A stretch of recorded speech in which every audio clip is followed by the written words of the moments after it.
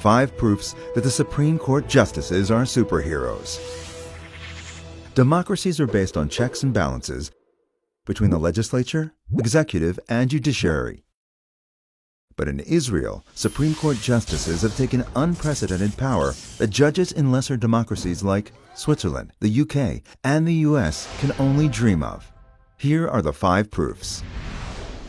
In almost all other democracies, judges in constitutional courts are chosen by elected officials, thus representing diverse views. In Israel, due to their dominant position in the Judicial Selection Committee, the judges have a veto on every appointment to the Supreme Court.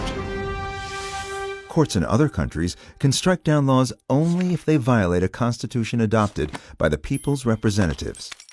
But Israel has no constitution.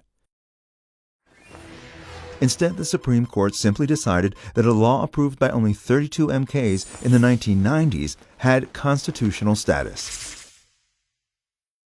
Since then, the courts have been striking down laws at an accelerating pace. Examples? Laws regarding infiltrators, a biannual budget, BDS, taxes on third apartments, drafting yeshiva students, and on and on.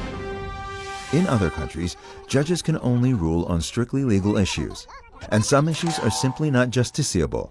But in Israel, judges are unusually intelligent, and they decided they can rule on anything they want, including open fire instructions, women's basketball broadcasts, military haircuts, question 89 in the bar exam, subsidizing private monkey farms, what day is Lag Bomer, did a candidate for the IDF chief rabbi apologize sufficiently, and, well, you get the idea. In addition, the justices decided that anyone has standing to petition the court, even someone not affected by the government's action they're challenging, so the court can rule on any subject under the sun. In other countries, judges rule on the basis of laws. In Israel, the judges rely on vague notions like the principles of democracy, reasonableness, and enlightened opinion, meaning the opinions of, well, you understood.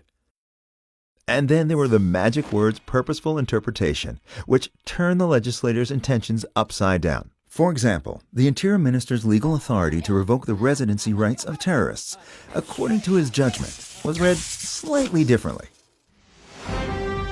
In other countries, judges grant petitions against a state only after hearing the state's arguments. In Israel, the court decided that the state's position isn't entitled to be heard at all if legal advisors don't like it. In fact, the state is bound by the advice of legal advisors who can nix unenlightened laws before they're born. There are even those who say that judges can strike down the law of gravity. On the other hand, there are those who say that maybe it's time to restore the balance between the branches and to return sovereignty to the people.